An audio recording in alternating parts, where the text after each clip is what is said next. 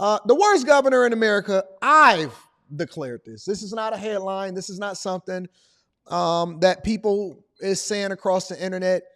We've also often coined Tiffany Henyard the worst mayor in America. We've often, and I don't know how true that is, but all optics is pointing to Tiffany Henyard absolutely being one of the worst mayors in America for sure. But I believe that Gavin Newsome, more than Kathy Hochul, is the worst, more than J.B. Pritzker over there in Illinois, is the worst governor in America, bar none. And I don't even think it's close. I think that Gavin Newsome, with the amount of money that he's spending and the deficit that's happening over in California and raising a minimum wage and inflation, and just a year ago, based off of all of these government incentives and the extras, they was operating at a surplus, and now California itself is operating at an extreme deficit.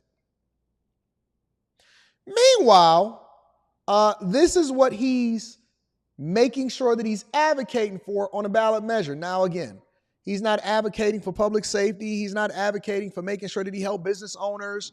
There's no conversation about being accountable for the billions of dollars that's being spent on building up luxury homeless shelters. None of that. I want to preface this by saying that I'm being objective, because you guys know, just as I was objective about the last segment, that I have to give credit where credit is due, but I see no credit to be given to Gavin Newsome because he has accomplished nothing, and I mean absolutely nothing, over in California. It is the worst ran state in the United States of America, without a doubt. But Gavin Newsome is out here doing this. Newsome is kicking off a campaign to add the right to gay marriage in the California Constitution. Voters in November will ultimately decide this. KCRA 3 Capitol correspondent Ashley Zavala explains why some state lawmakers say that this is important. In November, California voters will decide whether to enshrine the right to gay marriage or marriage equality into the California Constitution. Here at Manny's in San Francisco, Governor Gavin Newsome kicked off the campaign backing this. Somebody in the chat says Tiffany is more clumsy. Gavin did more damage. Here's the difference. Tiffany only has control of a small city called Dolton and then Thornton Township. Gavin has control of one of the biggest, most prosperous, as far as tax revenue, states in the United States of America. Imagine if you gave Tiffany Henyard control of California. A handful of LGBTQ+ lawmakers and other leaders were there for this event, including former Senate leader Tony Atkins, who is running for California governor, State Senator Scott Wiener, and Assemblyman Evan Lowe, who is running for Congress. Now, this effort primarily tries to remove a part of the state's constitution that says marriage is only between a man and a woman, but this language hasn't really been acknowledged or used legally in the state in recent years. The governor says this is also about being proactive, bracing for what a conservative United States Supreme Court might do next after overturning abortion protections. That's what this initiative represents. It's a recognition, again, of the urgency of the moment we are living in. And states are on the front lines of those rights battles. And y'all do know that this guy is the biggest distraction ever, right? There is no better way to capture the people's attention from the lack of money that's going into public safety or the defunding of police inside of California than to play on people's emotions about something that is not even of concern in the first place. The Supreme Court is not even remotely looking at anything related to marriage over in California. Not even a little bit. How do you get people distracted from the real issues? How do you get people to focus on the fact that they can't even go shopping and then drive to their homes without somebody following them home and robbing them, and there being no repercussions and consequences to the criminals? Because it's not just defunding the police and all of that. It's also defunding everything related to making sure that they hold people accountable when it comes to the criminals that's perpetuating all of the violence and the stuff that's happening over in California. How do you get people distracted from the fact that minimum wage jobs is taken away from, and they're closing small businesses in California at a rapid rate, and people are leaving the state more than they ever have before. Well, you make sure you introduce a ballot initiative to make sure that they instill this in the California Constitution. Jesus Christ.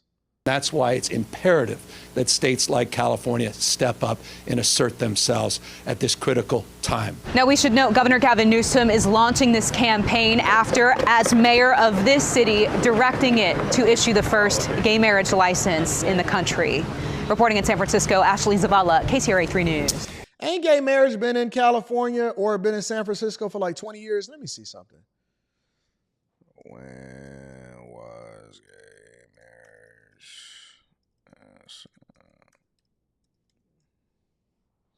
2004. 2004 was the start date of same-sex weddings. It has been 20 years. That's insane. That is absolutely insane that it has been 20 years since San Francisco, 2004, same-sex weddings, February 12, 2004. After San Francisco Mayor Gavin Newsome directed the city country clerk to issue marriage licenses, he was at the forefront of it. Yo, I didn't even realize that at that time, Gavin Newsome was the mayor of San Francisco. Now San Francisco is trash, and then y'all elected him to be governor of the state, and he's running that into the ground too. I never knew. I never put it together. See, that's why I got to do my research live. That's why I got to do my research live. So while y'all being distracted with something that he's introducing into the California Constitution, this is what he's doing with regard to the budget for the state, especially for the police, even though we need more police over in California, and we need to give them the tools they need in order to be able to do their job.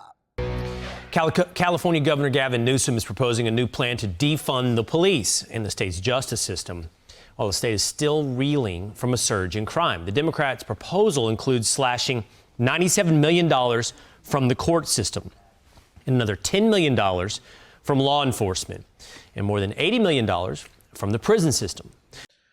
Listen, if you live in California, I want you to pay attention to what's going on. See, we could sit here and we could debate about what's right and what's wrong and all of that. But I also want you to pay attention to what's going on with regard to the budget. Because at the end of the day, we could talk about politics, news, Russia, Tiffany Henyard, closing your business, Chicago crime, Cuba. We could talk about it all. At the end of the day, I know that you love me based off of where it is that you allocate my monies.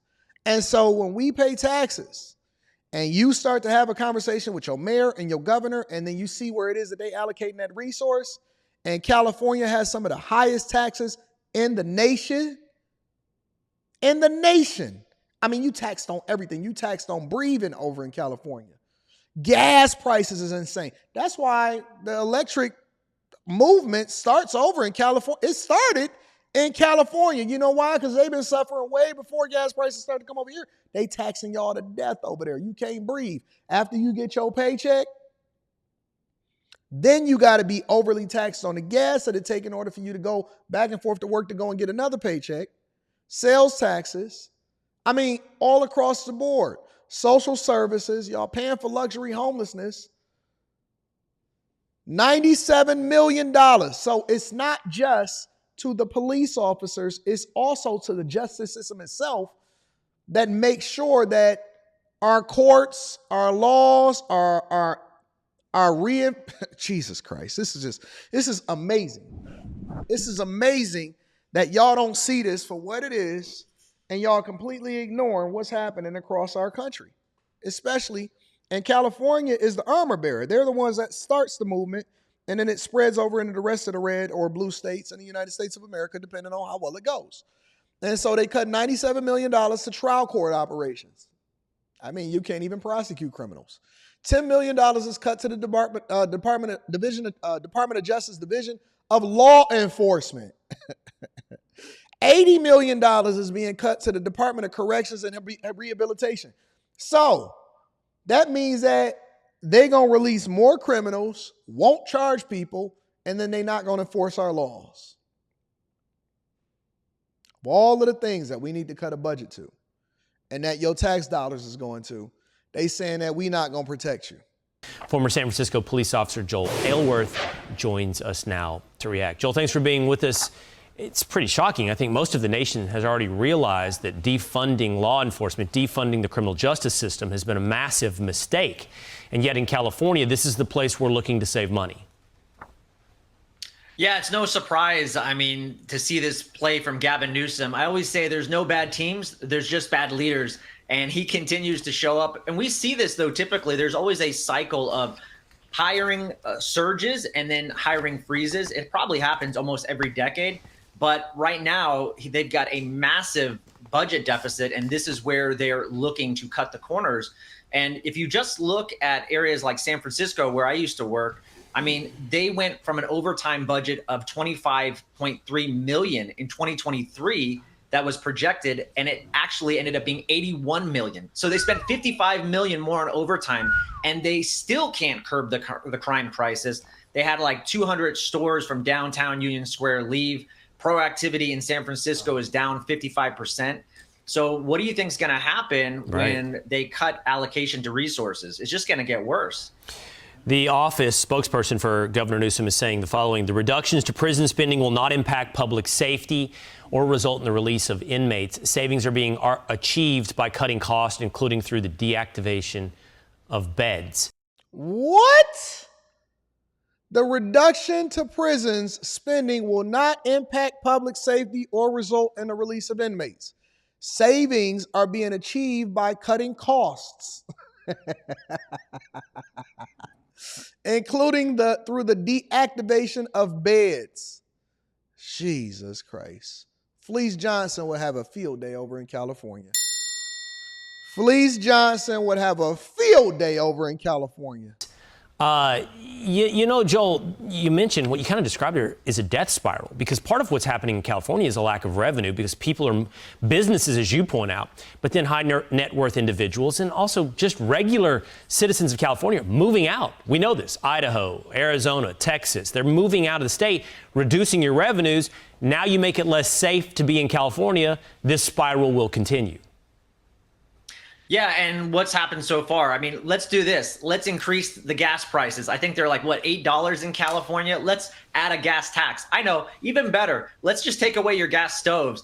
I mean, none of his solutions are working. And I just saw Senator Kevin Kiley posted that they spent $53 million on illegal immigrants and Medicaid, and that number is projected to be $3.8 billion in the next year. So they're doing a lot, obviously, to fund other things like, in San Francisco, for another example, the homeless are being offered alcohol. I mean, these are just insane.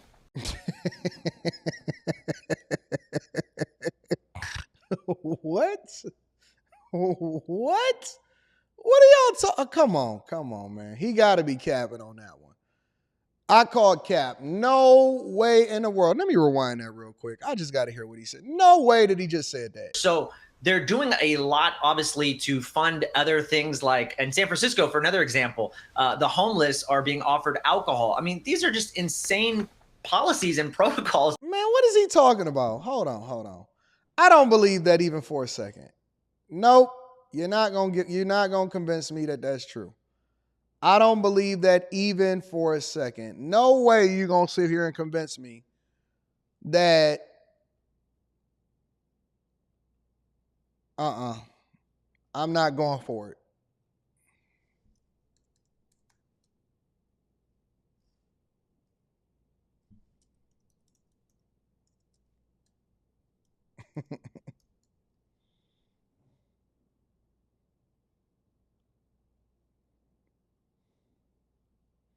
San Francisco residents furious over program giving free alcohol to the homeless. What? Hold on. San Francisco decision to provide free beer and alcohol to the homeless sparked an uproar when residents. How are you going to give some? That's some boy. Hold on, the managed alcohol program. All right, so let me see this. This can't be real. No way. I did not know that this was true.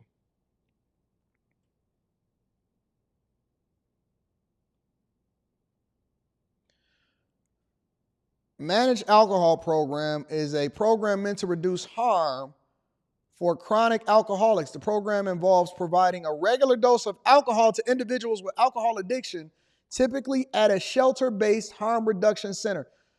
You gotta be kidding me. No way. No way. No how. This cannot be real. What? Centers operating a managed alcohol program are distinct from typical homeless shelters. The latter usually enforce abstinence from alcohol, whereas the former permit alcohol consumption in managed doses or specific areas. These shelters ensure that high-risk homeless individuals can avoid exposure to extreme weather conditions, assault on the street, alcohol poisoning, or substitution of non-beverage for alcohol.